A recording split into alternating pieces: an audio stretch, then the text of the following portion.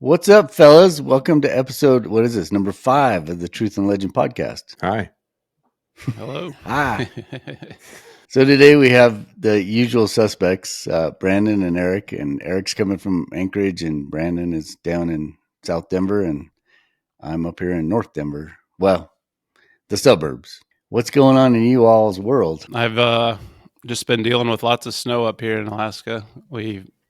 I was complaining about how it's just been like a hard crust of melty snow since I missed out on all the fresh stuff. And then for 3 days straight, it snowed probably like 6 to 8 inches every day. So I've been using our snowblower quite a bit. And Christy called me because she was going to try and use it. And she had somehow the auger belt just got burned up on some ice or something that was in the chute. So I had to go drive through a foot of snow and get a new auger belt and replace the snowblower belt so we could get it up and running. Otherwise, we probably wouldn't have got out of our driveway later on, because once they come by and plow, I mean, there's a foot and a half berm of just ice snow that you can't get out of. But so that's been about it for me dealing with snow. And so what's it like there as far as snowfall? Is it on record levels right now? Because it seems like that's an awful lot for this time of year. I haven't looked. I thought about that myself, but I haven't even looked. I never get on the news or anything anymore to read.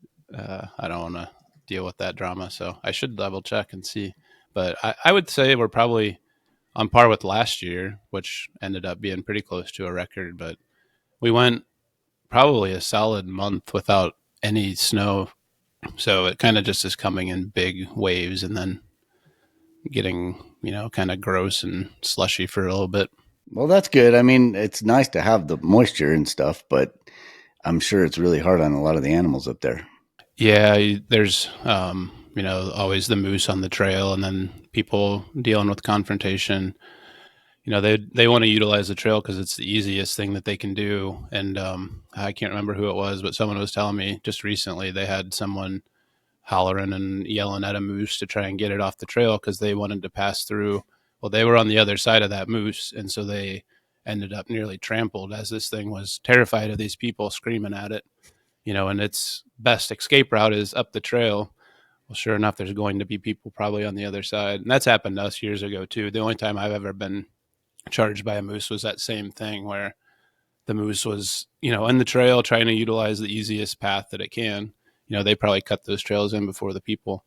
And they're just screaming, yelling at it and throwing stuff. And sure enough, it's going to turn and run, and it just runs right at you. And you dive out of the way in a tree. It wasn't even looking at us, but yeah, same thing with this person. So just a lot of stress. I mean, that snow is hard, and I'm hoping to try and go out looking for owls because this will start to make it a little bit tougher for them to capture prey down in the snow. So there's some areas where it might be a little bit clear, wind blown, and I'll try and get out there and check. But talking to some friends, it doesn't sound like anyone's really turned anything up yet. So maybe we'll get too much snow and they'll move south. But I think the reality is it's still early in the season and there's plenty of food for them. So I think they're just doing all their hunting at night, and until later in the season when they're a little more stressed for food, it'll be easier to find. But then once that happens again, you have that pressure of spending time with an animal that's hungry and having a hard time. So maybe that's something to talk about down the road. But like the ethics of these sort of things, at least trying to learn enough about your subject to understand what their situation is.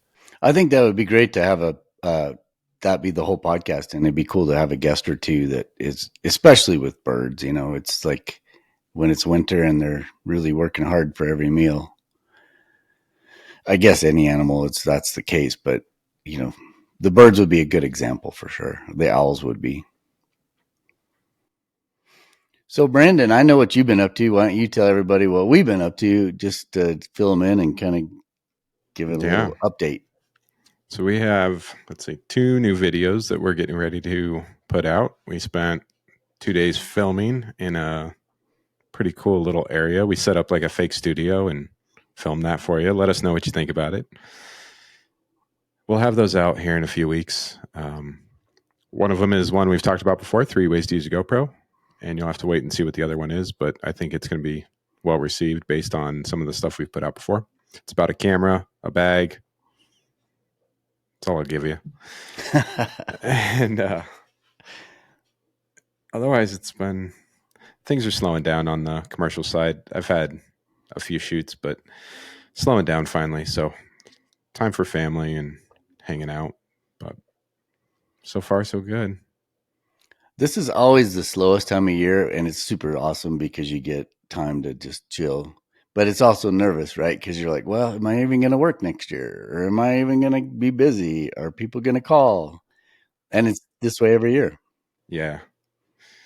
I mean, you do your own books and everything. I mean, it's just a good time to slow down, though, because you're ahead of if you actually do it and don't procrastinate like I was doing for a bit, you can get caught up on all the receipts that you didn't scan in and your mileage. And it takes a day just to do the receipts sometimes. And then you got to set up all your invoices and who paid you, who hasn't. And it's just a lot for one person. And this is my first year doing like a big full year. So uh, it's different. So today's episode, we're going to talk a lot about pro tips, things that we use that make our jobs a little bit easier.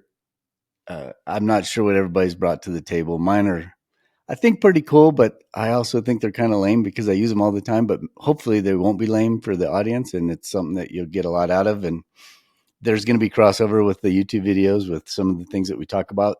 But I think that's good because the more you see how some of the stuff that we say is this is really cool, and you get to see how to use it. I mean, it's really something.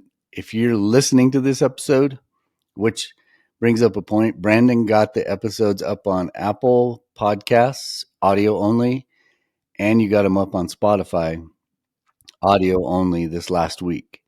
So if you're listening, we'll try to describe what we're talking about. And obviously, there'll be links in the show notes so that you can, if you're like, oh, I want to get one of those, you can just click on the link either on the web page or on the show notes on YouTube. But if you have a chance to watch this, I think it'd be cool just because you'd be able to see, at least with what I'm going to show, you'll be able to see the things that we're going to put on there. So, but before we do that, Eric, prior to starting recording, you had talked about going to some, what was it called? The art and bird or bird. What did you do? So I don't know if it's annual, but the Anchorage, or I mean, sorry, Alaska Audubon, or one of the groups puts on the Alaska Bird Conference. So they have like I think it's 4 days where they have, conference talks from different experts, but as like a fundraiser and an additional component of that, they have an art and conservation night where they have a reception and a couple of speakers. And so I went and attended that. There was kind of a split talk video presentation that Garrett Vinn did. If you guys know him, I know Michael's worked with him. He is, I don't know what you would say, like the photographer, videographer for the Cornell Lab of Ornithology. And so he produces a lot of pieces that are based on, bird conservation. And specifically, he was talking about the areas here in Alaska that he's gone to. He showed the Teshekpuk Lake area, St. George Island, and the Eisenbeck Wildlife Refuge, which are all facing intrusions. The Eisenbeck, they want to put a road through to assist in access to two different villages. The Teshekpuk Lake's under what the Willow Project is trying to develop oil and gas in that area. And then I think St. George Island is just a massive breeding colony for a ton of the seabirds. And I think climate change is going to kind of greatly influence the ability of that area to be productive. Plus, it's not necessarily that area, but those birds are greatly influenced by the warming ocean temperatures because the bait fish are not as successful. So there's a lot of seabird die off. There's been a lot of articles over the last few years of species like common mirror and fork-tailed storm petrels that we started seeing way inland, even in like Anchorage, which is crazy, but in boat harbors and stuff, just because they're starving. And I think that's kind of the biggest risk is these colonies with, million birds are, at risk. So he talked. And then the second speech which I thought was kind of an interesting story or an idea concept that I kind of went there to draw some inspiration and kind of seek out some new ideas. Sorry, I've got a friend coming to visit me. If you're listening, I have a foster kitty that has been hiding, and he just jumped out of his room and got out here. Hey, buddy. So the other guy was Pete Mara. He's from Georgetown University, and he talked about how years ago, I don't know when it would be, like around say the 70s, a focus on conservation was really like protecting landscape, protecting habitats. And for 30 years, that was the focus. And they went back and looked at, okay, well, how did we do? And then they find that, well, we actually lost, like 154 of the most common bird species are now at risk. So obviously we didn't do enough. And they thought, well, is our approach wrong? And the approach being of that, basically just habitat protection. It worked for waterfowl. Waterfowl numbers are, sorry, come on, buddy, you gotta get out of here. So the waterfowl numbers have improved greatly. Things from wetland conservation, which helped other bird species, but most of the bird species are in drastic decline. And so they're realizing that the new approach needs to be that like biological conservation land and stuff, but they're realizing now that the social component might be even greater. So educating people of simple things they can do, like get rid of your grass and ornamental plants that do nothing to feed any, animals, turning off lights in buildings. One building in a major city had 1,000 dead birds on it in the morning just from one night. And that's one building. So how can we educate people, in that social influence to try to just fix some behaviors that might drastically improve things? Keeping cats indoors, those are things that have been talked about, but now trying to put money behind those sorts of things, and that's where, like, Garrett's talk about, just seeing these places and seeing breeding birds in the Arctic, it looks beautiful and it captivates people, and it also, drives them to want to save those places. But those birds have to fly from, South America to get up here or wherever they're coming from. There's a lot of obstacles in the way, and trying to educate people along that path. And so that's where I've been. I thought I, enjoyed the most part with thinking, like, how can we blend those two components of like the wildlife and the beautiful scenery and educating people on simple behaviors. So that was kind of one of the most interesting parts, I thought, of working through that. He was, if you guys remember the article from a couple years ago where it said like the North America has lost 3 billion birds, and that kind of caused a panic, like, oh my gosh, no one has ever quantified that. That was all a part of this research when they were looking back at what's going on. Are we actually doing a good job? And I think they're, really nervous about the future without implementing some drastic new approaches to it all. That's amazing. Is that something that goes on in every city that has an Audubon kind of group? Or because that sounds pretty spectacular, and that's something that I would enjoy going and listening, and then seeing how you can take those ideas and bring it back to our little channel or our little purpose in life. And it just is a kind of a cool thing. And Garrett Vinn, I did work with him for, what was that, like 4 weeks straight out in the Arctic on that same thing that he's talking about. And that dude is like, it's uncanny. We could be sitting in camp in a tent, just looking at the inside of the tent, and a bird would fly by, and he could say, if it was the sound of if it was singing or making some sort of sound, he would readily identify it. But some of them, it would just be the wing beat. He'd be like, oh, there goes and of course we're all going to believe him because we don't even see the bird. But when you're out in the field with him, I mean, he's just an encyclopedia of birds that is just, I mean, I've never met anybody like him. It was kind of cool. I was going to say, I don't know if it's common, these sorts of events are ongoing. I think Alaska's bird conference is maybe newer. I usually don't attend. It's a little more science focused. I have a lot of friends that work in like fish and wildlife and different, Alaska Fish and Game, that sort of thing, that go do, studies around the state. And that essentially a lot of these talks are geared towards, very, scientific approach at things. So I'm not sure. Our local Anchorage Audubon does have monthly meetings with talks that range just from, trip reports or topics and things. But I'm not sure how common it is to really have, these sort of big conventions.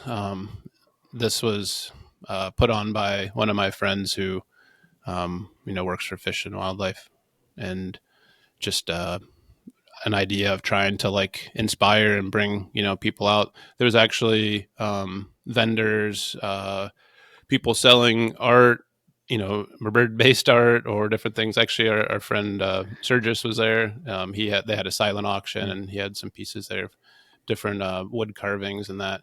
Then they had a lot of tables for conservation-based groups, like keeping the lead and fishing lines out of ponds and talking about trail systems and different components. So it was kind of a good way to, having kind of had some blocks and needing some inspiration, it was good to get out and kind of just see some different things that were going on. So yeah, I would encourage anyone, if there is, some sort of event like that, just to poke your head in and see, who knows what might come from it. Yeah, I had no idea that sort of thing. I mean, it makes sense, and I'm sure it goes on in a lot of different cities and states across the country, but just knowing the people that were there and what they talked about, that would be of huge interest to me. So I would assume they would get that caliber across the country, which would be kind of cool and open your eyes, and you get to learn a whole bunch of new stuff that you can, like I say, take back and implement into your own life or your own channel or your own social or whatever it is. So speaking of that, and Brandon, if you want to say something, just tell me to shut up, because I was going to roll on to something else. But that something else is we just started the community part of our YouTube. You all get to follow us on this YouTube journey that we have no clue what we're doing. We're just throwing a bunch of stuff up there. But one of the things is apparently they have this community, what is it, link or segment part of YouTube, where it's a lot like Instagram. You're just putting up images and little stories, and it's just an additional thing to be looking at. And I noticed on there the other day that you can actually tag videos that you like on that community thing. So Eric had sent me, this all ties back to the birding thing with Garrett Vinn, but he sent me a video that Garrett did on Eisenbeck. And it's pretty spectacular. I mean, Eric sent it to me. He's like, check this out. This is pretty cool. And it is pretty cool. And then I think he did one on the Arctic project that we were at too. So I think we should be able to link both of those. And that'll give you some sort of insight into just how cool these areas are and what some of the issues are. I mean, it's not all fluff. It's got some, it lays everything out there. So I think that's the best way for us to disseminate that information, is just to include it in the community. And then there will always be a goofy picture of Brandon in there. I know. I'm definitely the class clown, as it turns out. Who would have thought? I almost wore my Pugly Christmas sweater, which is like, I mean, it's that time, right? But I don't know. In today's world, I was just like, I don't know. Maybe people don't like pugs. I don't want to offend them. So I don't know. That's all good stuff, and it gives us a good chance to kind of talk about some of the stuff we're doing. But I'm glad to know that those kind of things go on, and I'm going to start searching that kind of stuff out, just because that is something that I had no idea. Well, and while I was kind of listening, I was looking. There are some events through the Denver Audubon Society, so that's cool. And they actually have an ethical birding in February of 2024. So there is some cool stuff. And then there's a bunch. I mean, the bird count or the Christmas bird count is coming up. So I think they probably want to help with that. Yeah, this Saturday, tomorrow, I guess it is, I have a Christmas bird count here in Anchorage. It's a 2-week span that different communities can pick. It's like plus or minus a week off of Christmas, I think, to do the count. And tomorrow's Anchorage's. So Anchorage is broken up into 5 different areas, and then I'm like a sub leader for one of those areas. So my neighborhood here, I have like, I don't know, probably 3 or 4 miles of territory that I'll cover. Actually more than that. It's like 30 by the time I'm done, and just do Is the that the same counts. area that you did last year? Yeah, I do the same area. That's cool. There was a person who moved out of town that lived down the road from me, and I took over, and it just is convenient because it's my neighborhood, so I can go and I keep an eye on it throughout the season. But tomorrow I'll be out early birding, not that early because it's still dark at 9:30. But Right.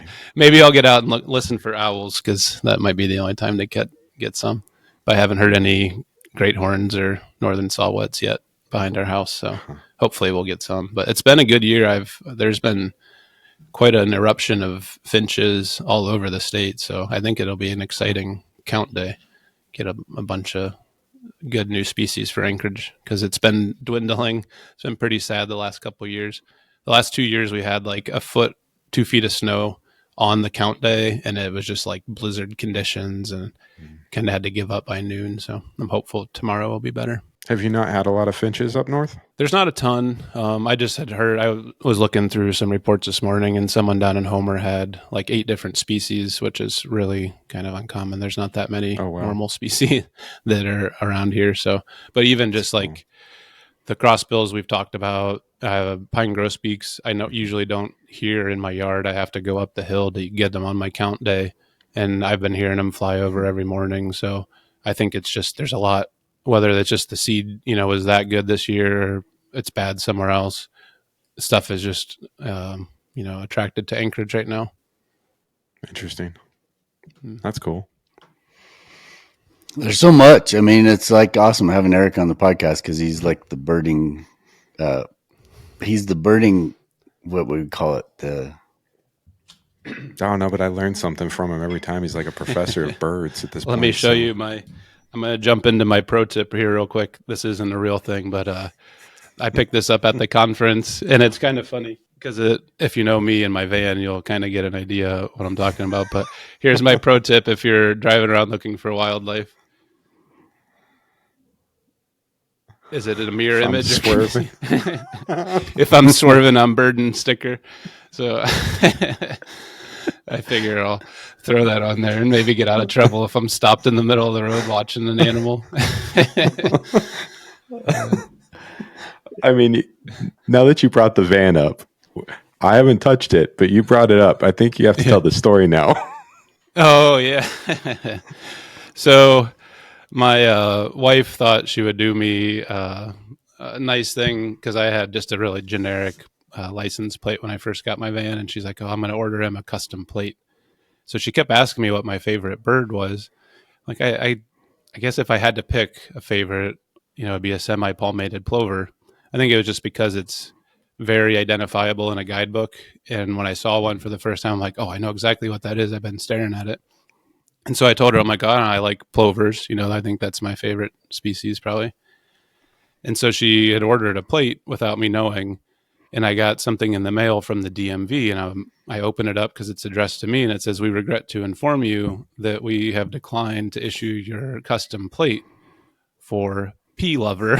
And I was like, "Oh, what on earth?" So she tried to get plover as a license plate. They took it as P lover and declined my application. So the option was either to try to contest it, and I obviously said, I'm going to come up with something different. So I have a birding based license plate, so that I figure that'll get me out of trouble, which it has sometimes. So I got the sticker to add to it. That's awesome.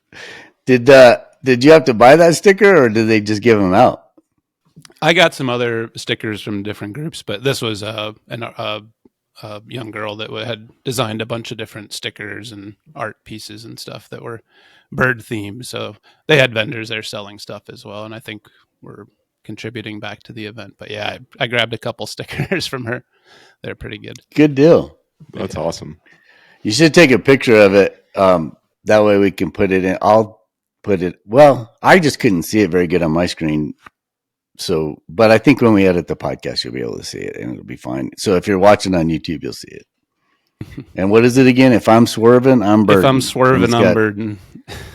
And what kind of bird is that? It looks like a red tail hawk on there. Okay. So it's a big hawk with its wings spread out. Pretty cool. That's awesome. All right. Well, that's a good pro tip. Slash you, Michael. Comedy hour. For a pro tip? Sure. Or if you have any general update for us. I don't. It's been what you talked about, really. It's just us working together. And then I'm just working on editing these podcasts and trying to get more YouTube stuff out there. Like I said, I'm not terribly busy with real work at the moment. So it's just a matter of trying to figure out. Just last night, I figured out how to do. I always knew how to do it, but it's like you put up a YouTube short. I'm like, I could never justify the time, but then you just see so much stuff. I thought, okay, let's just try it. And there's bound to be some good stuff that we've done before, but it takes time. I mean, it'd be great if you could just go out with your phone and just put it on vertical and shoot something really cool. But how much time does that happen? I mean, it happens, of course, but for me, it doesn't. So I'm thinking, okay, I got to go into my footage, and then I got to go into a timeline, and then I got to create a vertical timeline, and then I got to shift all the videos so the action is where the vertical slice is at, and then you kind of get into it, and it's kind of fun. And how do you maintain this sense of like, this is super cool, and you want everybody to watch it? So you just end up spending, I don't know, an hour and a half just on creating one little vertical 10 video seconds, that might get 100 views. And it's 10 seconds long.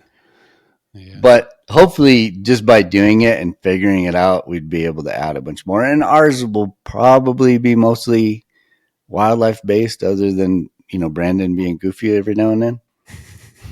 But so hopefully it'll be cool. I mean, the cool thing is you can pull those 10 most awesome seconds of some sort of sequence that we shot somewhere, and it will be kind of interesting. Hopefully, we'll see. I know we talk about Moose Man sometimes. He's got a clip, and I was talking to Brandon before we got on the podcast. He's got a clip that is going to go like viral for sure, and I don't even want to talk about it because it's just when you see it, you just laugh. I had to share my screen with Brandon the other day to show him because I just ran across. I forgot all about it, so I'm going to call him after the podcast and say, "Look, we need to do a short because this is a potential 50 million view short just because it's so funny and it's just not what you expect at all out of wildlife." So we'll leave it at that, and then as soon as he gets it put out, we will try to help promote it so that you can find it because it's hilarious. Yeah. So anyway, that's what's going on with me. I don't know anything else as far as that. Do you guys want to just get into the pro tips and see what kind of knowledge you guys want to lay out in front of everybody? Sure. Let's do it. So Brandon, you start us off. Oh, boo. My first one's a little long, so sorry about that. All right. So it's with red foxes. So I was reading about this paper. There's a gentleman named, I'm sorry, I'm going to mess this up, Yaroslav Servini. He's a biologist in the Czech Republic. And so he was noticing that red foxes were jumping in a northeasterly direction. And he ended up getting a team together of 23 wildlife biologists and hunters and trackers. And they went out and observed red foxes for 2 years. And they saw over 600 mousing events with 80 plus different foxes. And so they saw a lot of mousing. And for those that don't know what mousing is, you have these foxes where it's typically in meadows where we can observe it just because it's the longest visual that we can see. But what they'll do is they'll creep out onto the snow or the meadow, and they'll go real slow. Their ears will be up. They'll be kind of observing and listening, and they'll slowly creep up, and then they'll get to a point, and then they'll just jump straight up in the air and then down into the snow, and their face will disappear, but they're getting a mouse. And what he was trying to figure out is why they were doing this northeasterly direction. Well, they have some guesses. They think it's due to the magnetic fields and that they're using the magnetic north and south poles to use it as a triangulation to figure out where the mouse are. And it's almost like a rangefinder. Once they get to a certain vector of their ears and then the vector of the magnetic pole, it kind of zeroes in on where they need to leap. And so what they found is when they are on 20 degrees from the North Pole, they have a kill rate of over 70%. If they do 180 degrees from that, it's like 60%. If they move off of that in any other axis, it drops down into like the high teens. So I'm finally getting to my pro tip. If you're wanting to photograph or film red foxes and get that behavior on mousing, if you want the side, then that means there's a high likelihood that that fox is going to pounce at that 20 degrees north or 180 degrees from that, right? And so if you set up at a 90 degree from that, so that would be, what is that, 290 degrees or 110 degrees, then there's a higher likelihood that you'll get that nice perpendicular shot, right? So the fox in the air going into the snow. Now, there's still a lot of luck that needs to be had for that to happen, right? Like you need a fox that's in your vector for that, but it gives you that little bit of an edge that there's that possibility instead of just going out to a meadow and hoping you get something. So that's my long-winded pro tip. I wonder if that works for coyotes too, or any other thing thing. That's interesting because I used to do that a lot. I would go out. Rocky Mountain National Park has these great big parks, and you know it's just good hunting grounds, and that's where the mice hang out, and they're just scurrying underneath the snow all day long. And I followed a coyote one time that probably, I don't even remember the numbers, but it was high. He or she caught 20 mice in one day, wow, plus or minus. Wow. And it was just mouse after mouse after mouse. And it was these situations where, but when you got into the teens and the numbers of catches, he was trying to hide mice for later. But what was happening is the magpies knew what he was up to, he or she was up to. So the coyote would hide a mouse, and then the magpies would go get it. Drag it out. And so then the coyote got to the point where, okay, I just got to eat them all. And you could see towards the end where it's like, oh God, I got to eat another one. You know, it was the most awesome day ever filming that kind of behavior. But now that I'm thinking back, I need to go look at the pictures and see what the orientation was, because I think I'd heard something briefly about that in the past, but I've never. I just heard about it, but I never thought about it. But now that you say it, and now that I know that I have some images, and now in the future when you are trying to get it, so for video, that'd be great to have that knowledge, right? Because you do want to capture 2 or 3 different angles of that. And if you have a reliable spot where that mousing might occur, which I'm sure people do across the country somewhere or across the world, that's great information. Well, and I mean, there's a ton of luck involved, like, and it gets harder, right? So if you want like a straight on shot of like this fox jumping up in the air and then coming straight down towards you, that'd be an amazing photo or video. You need to be on that direction, right? And that azimuth. But can you imagine the luck of like having it on the right plane instead of like shifted off just a few degrees? But it'd be amazing if you could do it and set it up. But yeah, I was wondering about the coyotes. Well, because you know birds use the magnetic fields. I mean, we know that through migratory patterns now, and you just wonder what other animals are using, to their knowledge or maybe unconsciously, but using this magnetic field of the earth to kind of triangulate different things to hunt. And because owls will do that, owls actually have ears that aren't level, right? And that's how they are able to triangulate it, and that's why they turn their heads. They're kind of ranging it, and then like different owls have different hunting techniques. Great grays will kind of hover over them before they drop into it, and that's kind of their last little check before they drop down. But I mean, they can even change their facial muscles to triangulate where the different sounds are coming from. But mammals they have level ears, so they can't do that. They can kind of turn it and figure it out. But if they're range finding using the magnetic field of the earth, it's incredible. So it's just you don't know what you don't know. Eric, you got anything on that? Oh, I was going to say, I think I had heard about that too. Like that it's typically in one direction, but I think it's interesting to know that that they studied like the success rate and that it's that much higher. That's really cool. So I guess you could Yeah, get and the I shot in any direction. You just might not get the mouse at the end right, of it. right. And I pulled the link for the paper so I can send it to everyone. It's not the original link; it's through like the Royal Biology papers or something. But I was able to find it so in English that we could all mostly read. Yeah, cool. The challenge is like, so if you're going to use that knowledge to try to get your images, I can remember one time where I was filming exactly that in Yellowstone, and we were in one of those snow coaches. And you're totally relegated to the road. You know, Right. you're not going to get off the road. And if you did try, you're just going to disturb what's going on anyway. So, yeah, the chances of everything lining up perfect so that you get the perfect angle. I mean, it's helpful to know, but you're just going to have to be one lucky person to have everything line up in most situations. Now, I know there's some spots around Anchorage or Denver where you might be able to have a lot more mobility around an area, but and still not disturb the foxes. But cool pro tip. Yeah. Way better than anything I got. That's my best one. Everything else is pretty boring. So. Yeah, I'm pretty bad about it. I'm just like low hanging fruit. So Eric, what do you got?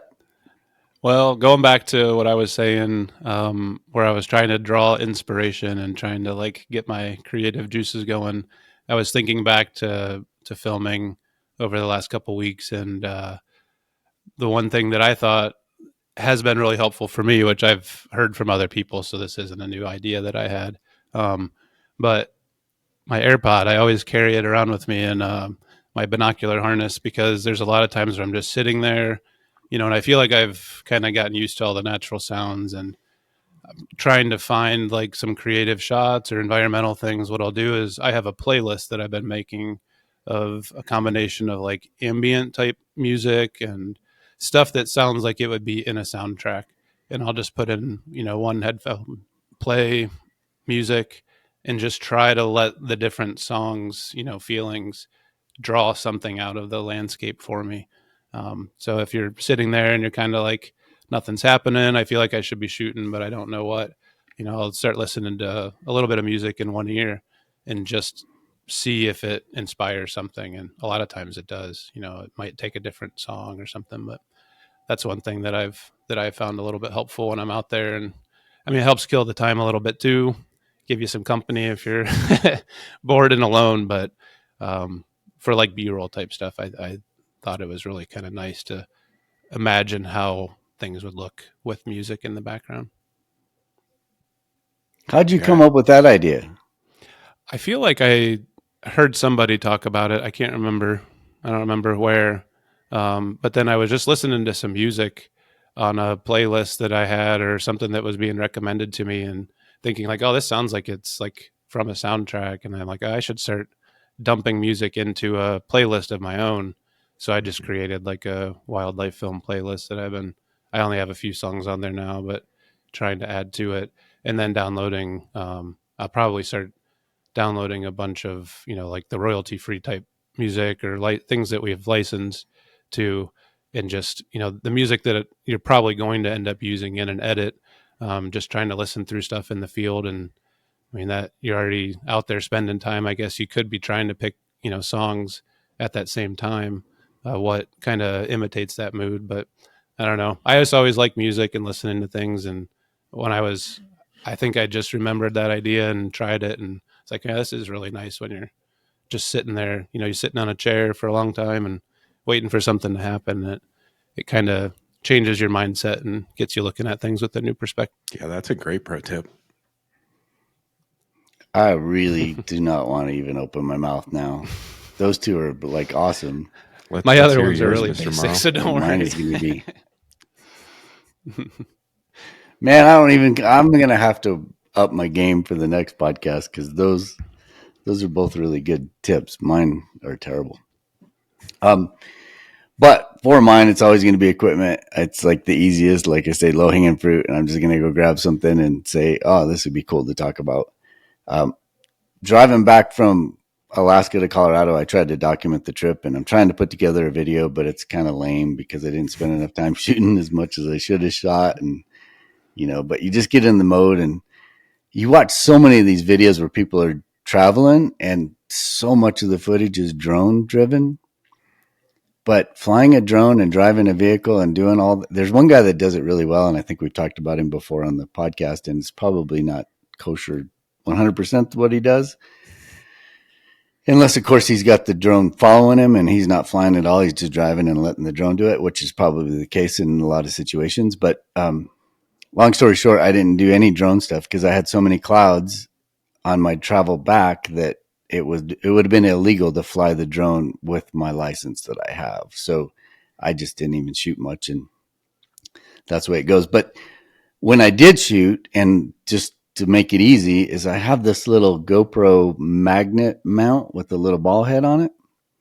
So what I was able to do is just put it on the front of the van, and I can go 60 miles an hour down the road, and this thing is stuck like glue, which is awesome. You don't have to worry about it flying off and hitting your windshield or hitting another car or whatever. And I'm not going to 100% vouch for it on everybody else's vehicles, but on mine, it worked fine. And, a lot of times, like if you look at my van, the hood it's kind of sloped on both sides and there's a crease down the middle. So you can't get dead on straight, but having this little ball head, I could still get it nice and straight, even if I was off kilter a little bit. And it just has proved to be a perfect little tool. And in addition to that, I mean, you can always like slap it onto the side of a vehicle and get the tires, or you can slap it onto the back of a vehicle and get someone following you, or whatever the case is. Kind of cool. And it was super cheap. I mean, I don't remember what I paid for this thing, but I think it was like under $25. So to be able to get something like this and have that ability to have that flexibility is kind of cool. Did it come with the ball head too? Yeah. Oh, that's yeah. awesome. So it comes with the magnet and the ball head itself for, like I said, it was under $25. And the magnet has rubber on it, right? So it'll so it's going to protect it. Yeah. That's awesome. It's got a rubber base and it's super strong. I mean, it's when you click it on there, it thunks on there. It's not like they make suction cups that are a lot like this too. And I'm not as confident with a suction cup as I am with this. And now if you got a brand new out of the package suction cup, it's going to be great. But if you use it over and over and it gets dusty and it gets dirty, I just don't trust it. But this little guy, and then you can see I've got another little cage around this one too. So in the event that it does fall off, I'm trying to protect the GoPro a little bit just by having a little cage on it. But that's not part of the pro tip. The main thing is the ball head. So the cage didn't come with the GoPro? No, this cage is a small rig cage and it's just separate. But again, it's just the one that I'm going to throw out. And if it did fall off, or if I stuck it on a place that had mud and I wasn't, paying attention or whatever, and it did fall off, then hopefully the GoPro is going to survive. That's cool. That's a little pro tip. Like I said earlier, these links to anything that we recommend as far as gear is always going to be in the show notes so that you can click on it and get one if you want one.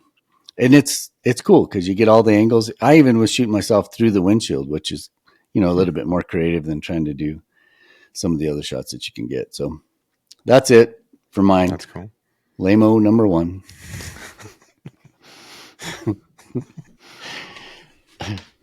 So bad. That's so bad. All right. So what's up next for you there, Brandon? This is kind of Sony specific, so sorry everyone else, but the Angelbird CF Express A cards work glorious. Those are 6 months in use for me now, and they're like half the price, and they're faster. So 1 those terabyte Angelbird cards have changed. Yeah, they're 1 terabyte, and they've changed my workflow because the FX6, they're bigger files. I mean, they're not like red uncompressed files, but they're still pretty large files, and 1 terabyte fills up pretty quickly. So I have 2 of them in that FX6, and it's fantastic. So for those Sony shooters that are scared or maybe just doesn't want to pay the $1,200 for the Sony card, the Angelbirds are working great, and they just keep going. So yeah, that's a quick tip. That's a good one. And both you and Eric shoot Sony, and I think there's a ton of people out there doing it. So I think for the audience, it's great. And Angelbird, I think, is who makes the cards that I use in the red. Oh, really? I think And then they just throw a red 90% logo sure. on it. Yeah, it's just approved. Red changed their game. So they used to make monitors, they used to make cards, they used to make everything. Now they're just focusing on just the body. And then if you want to buy a monitor, it's going to be made by Small HD, but it has a red logo on it. So it's a collaboration. Same thing, I think, with this Angelbird. It's a collaboration, and they're the manufacturer of choice for for the red camera. So cool. I think if you're shooting Canon or if you're shooting Nikon or if you're shooting whoever, if you want to go with a quality card manufacturer, then Angelbird is probably one to go with. Yeah, you go all like with the Canon, you have like a 2 terabyte card or something in yours, don't you? Yeah, and I'm using some off-brand. Oh, it's not off-brand. Delkin, I think. Yeah. And it was the first one that I came out with the 2 terabyte card, so I bought it, and I'm not going to say it. Yeah, 2 terabytes is just like a dream for Sony shooters sometimes. Right. So I was excited when I got 1 terabyte. What'd you tell me yesterday? So Brandon and I were shooting yesterday. You were like, Sony came out with the new camera that is way beyond most people's ever going to buy it. What is it? The Bravado or the Burano? Burano. Okay. Like, here I go. Like, I'm not going to rant that much. I promise people. But Sony, do you know what kind of card they put in this Burano? CF Express B. So now, if you're a Sony shooter, you got to buy CF Express B cards, CF Express A cards if you have any other mirrorless camera for it. And then if you have like an A7 IV or like an entry-level one, the secondary card slot is an SD card. Like, what are you doing to us, Sony? And we all know why they're doing it. It's because those are all pieces that we have to buy. But it's like, get your act together. Just go to CF Express B. Yeah. So is that what I'm using? I'm not even up on all these cards. The CF Express B is what the R5 uses. In your red and your Canon. And that's what the red's using. Yeah. And the CF Express A is smaller footprint, right? Yeah. And they're like half the speeds. And half the size mostly too, right? Yeah. 4 times the price. I mean, that's the only reason I'm not going to buy that Burano. So just to let everyone know, it's not the $25,000 price tag. So. Otherwise, if it was a CF Express A or something, like it'd be a game. Like we'd have. You'd have bought it already. But I'm not buying another card, so don't worry about it. I'll save my $25,000. Lies. Yeah. I say nothing hurt worse than when I, dropped like $1,200 to buy 2 320 gig Sony cards, and then like 2 weeks later they released the Angelbird 1 terabytes for like the same price or less, and I was like, I can't spend another $1,000 on a memory card. It's stupid, but yeah. Well, I'll get into my pro tip. I was trying to think because Brandon said, like, all right, let's think of what helps us make our videos. And it's wintertime here. And I thought, well, what's the one thing that usually ends my shoot early? And it's getting cold. So I know we've talked about things like hand warmers. I've got my battery powered hand warmer that I keep with me all the time. I recently invested where I have my binocular harness, but I bought a hand muff so that if I don't have gloves on or if my hands are in thin gloves, I can stick my hand warmer in here and try and keep it warm and then quickly get onto the camera. And then I've had these mittens for a really long time, which probably helps because the inside part has become so thin that it's essentially like just a thin piece of material, and I can still operate all the buttons, but I have like a nice puffy back. So I would suggest invest in a very good pair of gloves and some other things, because when my hands freeze, I cannot operate my camera, and a lot of times I just have to call it because it gets to be too much. I don't know if you guys ever get that feeling when you're cold, you get like nauseous in your stomach and a headache feeling, but trying to shoot the sheep the last few weeks, it is just so cold and windy, and I'm trying to do everything I can to stay warm. So these are the things that I found that be really helpful. Yeah, that little hand warmer thing under the bino harness is a great idea. I'm going to go buy one. The struggle is real. Yep. So is that manufactured by the people that make the bino harness, or is that just something that you found that just works with it? It is from Oh, that's marsupial, and then it uses the mole attachment, Yeah. whatever they call it. So is it just Yeah. Velcro straps on the top of the hand warmer or the pouch that you can attach it to the bino harness? It's just the one One strap. thing that goes through the mole attachment. So it's That just a is- button here. Got it. Oops, can't The do it. problem with all of this, I don't remember. Did we talk about how stupid we looked going on that bighorn stuff, Michael? Yeah, I think you and I talked about how stupid we look, but I don't think we talked about it on the podcast. Well, maybe we did. I don't remember, but All right, so just fast forward if we talked about this and I'm having a senior moment. So we show up on this location and there's a lot of bike riders and hikers. And so they're like, well, bikers are like they'll like stuff newspaper inside so they don't have to carry a coat, right? So they're like the lowest prepared people. And then you have the hikers who are a little bit more prepared. Here comes Michael and I with our Shin 80-liter packs. We have like the tripods that are huge. We have our bino carriers on, and it's just we looked the part. ridiculous. Oh, we were looking good. So can you imagine if I start strapping hand warmers onto it on top of that? It's just going to be like, next thing you know, I'm just going to be like the Michelin man of gear. Yeah, and I was thinking as Eric was doing his tip, I mean, that tip is going to work for half the country, because half the country gets legitimately cold like that, where you do want that kind of stuff. And the further north you go, the worse it gets. I've been shooting in Alaska a lot where I don't even know if I'm pushing. Back in the stills days, I couldn't even tell if I was pushing the button or not.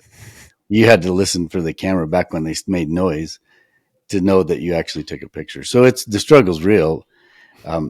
If you live in Florida or, anywhere along the south, I mean, it's just not something you're probably going to be interested in.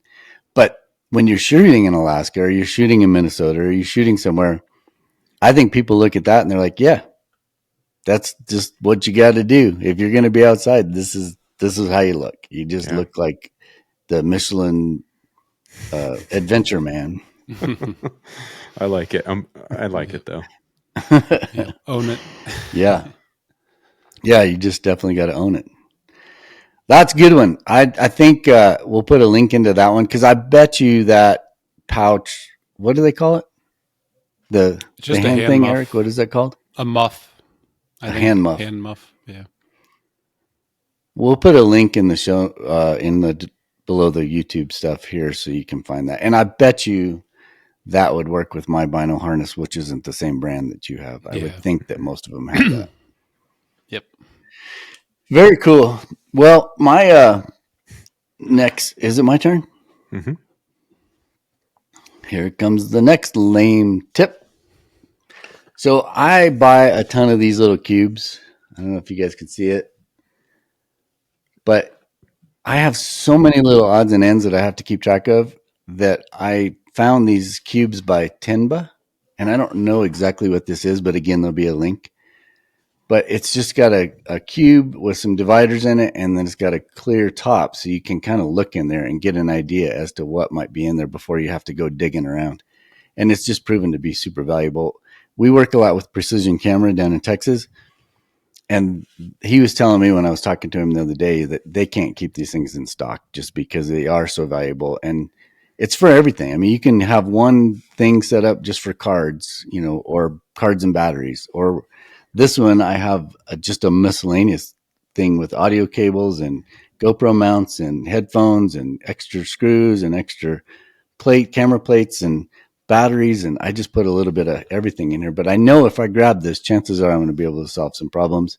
And then it's quick to get to it. So just a cool little bag. And as a photographer or a videographer, you can never have too many bags. I don't know. Maybe you I like would. it. Yeah. I need to buy some of those. Yeah, and it's quality. I mean, it's not like a cheesy, like sometimes you get these and this plastic up here is really kind of cheesy. It's going to last. If it sits in the sun, it's going to last for 6 months. But if you kind of take care of it, it might last a year. This one, I think it'll go for the duration, as long as you're not running sharp knives over it. Well, and that's one of those things. when you're in the field, you're like, oh, this would be so perfect. And then you get back to the house and you take the cameras out, you plug everything back in, you plug the cards, download everything, and then you go on your way. And then you get back out into the field and you're like, you know what'd be really good is a place to organize this. And then you just like repeat the cycle. So yeah, that's a good one. I like that. That is just one of many sizes. So they have smaller ones and bigger ones. So it is kind of cool. So if you wanted a little smaller one, it would be great for, like you said, cards or whatever. And then you also verify that you got it with you when you leave, right? You don't just like assume that you have it, like I did this past year where I thought I had my cards with me and I got out there and I didn't. So it was a 10-mile hike for not a lot of return. So that's lame-o number 2. Do we have others, or is that it? How many were we supposed to bring? I got an emergency backup one. 3 tip. Yeah, me too. Let's hear it. My emergency backup, which if we're just trying to say what makes our life easier, I know you guys, we've always talked about it, but if you guys don't have some sort of like speed editor or thing, I have the DaVinci or Blackmagic's speed editor, which just gives you a toggle wheel and different things to slip through footage and make cuts. It's a lot quicker than trying to use the mouse, and keyboard shortcuts are convenient, but I end up using, a speed editor, a keyboard, and the mouse, and it's really helpful. I've found to scrolling through footage and making edits. I don't edit with one of those. So the little wheel, that's like your CRT move timeline area. Yeah, you can, and then do you it can in just 3 different cut options. Everything from it. Yeah, ins and outs. You too. They have a whole How keyboard. am I the minority on this one? Where there's a keyboard, and then on the ends they also add the same controls to this. DaVinci came out with, but it's not a for sure thing. And I'm kind of curious, maybe if you guys use it, or if anyone in the audience uses like a pen style mouse for edits. I've seen some people like a Wacom tablet. Yeah. I don't know if that would be convenient or not, because I have a ergonomic mouse which I like, but I still find myself, having uncomfortable, hand wrist after too much time at the computer. So I was wondering if a tablet like that would be offset some of that, or at least keep you in a more natural hand position. But I've never used one. I'm holding off on investing in one. So if anyone has any thoughts or advice on ergonomics for editing, please share those, because I'm finding that I could utilize those a lot better. Well, the pro tip plus one on that particular device that Eric just highlighted, if you are into editing and you want to use DaVinci Resolve, which I think a lot of the industry is moving that way. If you watch YouTube, you will see a lot more tutorials, and I don't know, it just feels more robust to me than if I was using Premiere or Final Cut. But it is a learning curve. But as with everything, it just takes time to learn it. The cool thing about DaVinci is you can buy the software. You're not paying a subscription. Now, how long that lasts, who knows? I mean, they all seem to transfer over to subscription fees, but hopefully the Blackmagic DaVinci Resolve, I think is the proper term. They'll keep it as you buy once and you own it, and then you get the upgrades. But it's a $300 software, which isn't terrible, right? Because if you figure if you're buying Premiere and it's $20 a month, you're going to, a couple, 2 or 3 years, you could have bought DaVinci a couple of times, right? The thing is if you buy this piece of equipment, which is, I think when I bought it was $395 or something like that, you actually get the software for free. So you can go buy the software for $300 and not get the hardware, or you can buy the hardware and get a software key for an extra $95. So it's $395 all in. You get a software key for the software, and you now got this hardware. Now, if you're not familiar with editing, you might look at this and say, no, it just looks way too, like there's too much stuff going on. But there's tons of tutorials out there on how to use it. And if you are enjoying editing, and if you do get into it and you have fun with it, this really speeds up your workflow. But you've got to be like someone that is super interested in being very proficient in the editing world. So it's going to have a limited audience, but I'm kind of having fun with editing these days. And I know Eric's I don't know if he's having fun. He's pulling his hair out on a project that he's working on now. But that's where you learn too. And the more problems you have and the more like struggles, and then you're like, okay, I'm on the struggle bus. I need to get on YouTube. I need to find a tutorial on how do I set an in and an out point and do a ripple edit. I don't know, but I can go find a YouTube video that'll tell me how to do it in like 3 seconds. And then all of a sudden you got another tool in your arsenal to speed up your flow so that you can spend more time being creative than trying to figure out the technical parts of your software or your hardware. Brandon looks like he's online trying to buy this keyboard. I'm pretty sure when I got mine, I think I waited for a holiday sale, and so I should say too, if you've never heard of DaVinci Resolve, you can download a free basic version. I don't think it lets you edit 10-bit video, so that could limit you. And then I think you might be limited to 1080 export, but you can at least play with it and see. But I waited to upgrade to the Studio until there was a sale, and I'm pretty sure I got the keyboard for the price of just the software, and it included the software. So I think it was like on sale for $300 for the keyboard with the software. So keep an eye out around the holidays. You might be able to grab it then. I am embarrassed to say that I've bought DaVinci twice. So when you need that key. So like the key, if you end up buying DaVinci, is like treat it like a password. It is important. When you lose that, you lose your access when you want to put it onto, your new Mac Studio that you buy for your office. So I had to buy it twice.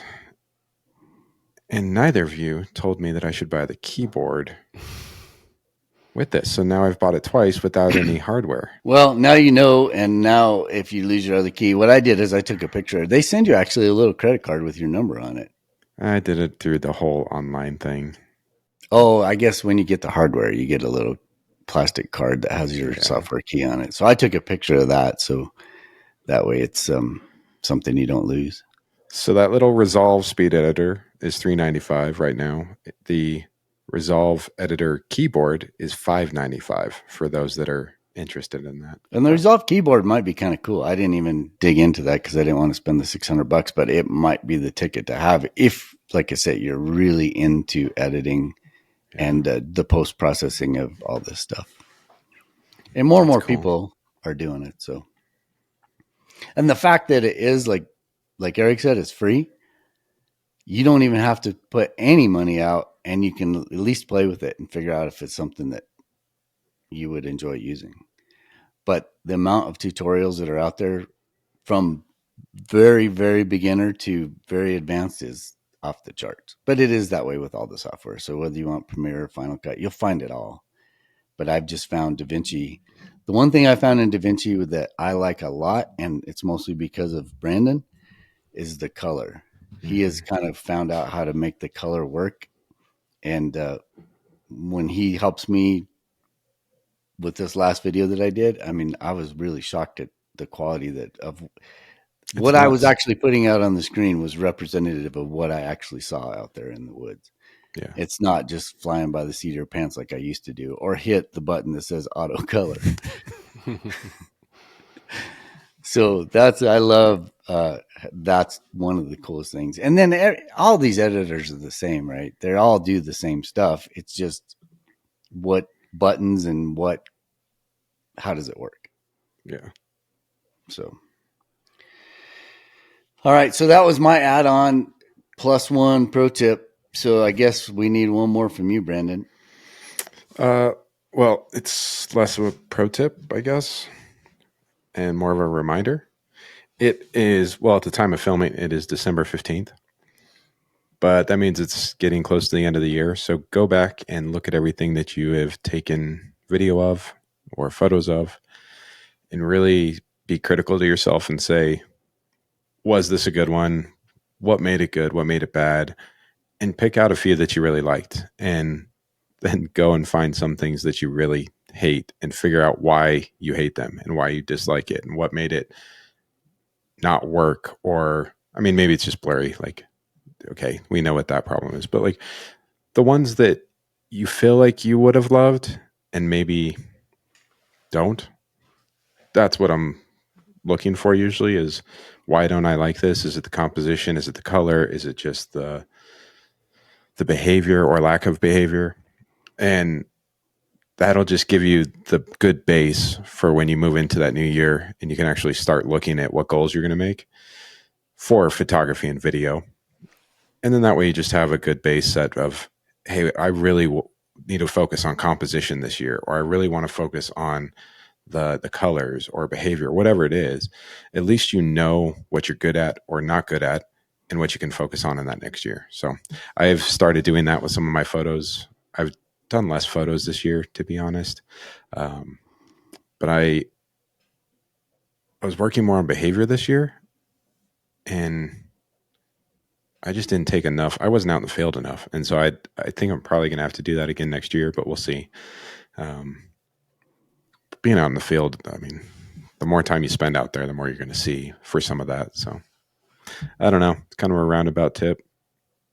I like it. That's good. I think it's good, and it's a perfect time of year to do it. Mm-hmm. All right. Anything else from the group? No. Thanks for everyone that's reached out for stickers. I've been sending out as many as I can. I had to do a restock. I did get these fancy looking, look at these bad boys. Oh yeah. Like Disco. So for those that are listening, it's a sparkly Truth and Legend sticker. Michael wanted me to order it. So I was like, I don't know. It's glittery, but so I did. So we have a bunch of those. So if you're interested in a glitter sticker, just reach out and I'll send you one. For those that reached out here in the past week or so, I added it to your package. So you already have one. That is good for, let's see. So, but to reach out, they have January 2024. And so you have to do that in a comment, right? On YouTube. Comment or a direct message. Yep. No direct message because we need the comments, right? Well, that's what everyone's been doing. So, oh yeah, So the new rule is you have to have YouTube. Yeah, we need a YouTube comment because that's what helps us with. We need to get to 1 million subscribers, and we are a long ways away from that. Okay, let's rehash that for everyone. If you want a holographic sticker, comment on this podcast below. Can they do that on the listening ones? Don't do it if you're driving. That's dangerous. You got to go to YouTube. So go to YouTube, comment on it. I want a sticker.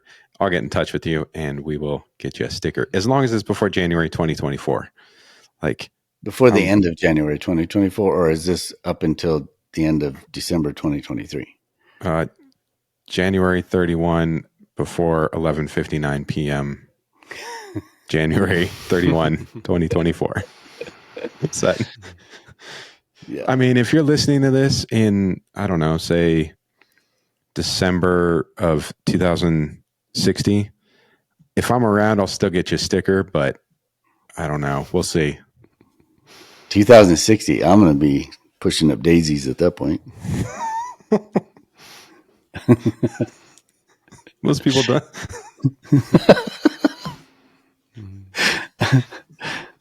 For all the young people, they're going to be like, why would he be gardening? Because he's old and can't carry a tripod, I guess. Yeah. Yeah. I sit in my backyard and garden. Promote Watch flower the plants growth. grow. It's for the bees. Yeah. All right, Eric, you got anything else to add? No, I don't think so. I think that's about it. Have you guys listened to anything good? Have I listened to anything good? I think the best thing is watch our, the community tab on YouTube and watch for this Eisenbeck video and watch for the Teshupuk Lake video. I think wasn't it Teshupuk that he did that video on, that Garrett Vin did? Yeah, they did an Arctic one on that. I'm going to go find those and I'll put those in our links on the community tab because I remember when Eric sent me the Eisenbeck one, and if you're into the North and you're into that sort of habitat and you're just into wildlife and really decent, good storytelling, it's fun to watch. And it's not super long. I don't remember what it was, but it's like 15 minutes. I'm sure it's under 15 minutes. And if you're interested in a bear tour, photo tour, it's on the website. Go check it out. We got the dates. I think we announced it last podcast maybe, but the dates are out there. If you're interested in that, we still have a couple spots open. Yeah, I need to check with Dave on that, but yeah, it's trip of filling a up fast. lifetime. You definitely want to get on it if you can. And like I said earlier, if we can fill up one, then we'll probably add a second one, and that way, and the time span that we'll be there is prime time for the Bears. So if you want to do that, that'd be great. And is there anything else? Like and subscribe to our YouTube channel, which is so obvious these days, but I feel like I have to say it. Yeah, I mean, it was like just under 80% of our viewers and listeners are not subscribed. So if you like this sort of stuff, give us a subscription and hit the bell, and you'll see when we post a new video. All right, with that, give us an out, because you're the new out guy, Brandon. Oh, I'm the new out guy. This has been another episode of the Truth and Legend podcast. Thanks for tuning in, and we'll catch you next time. How's that? Perfect. Sweet.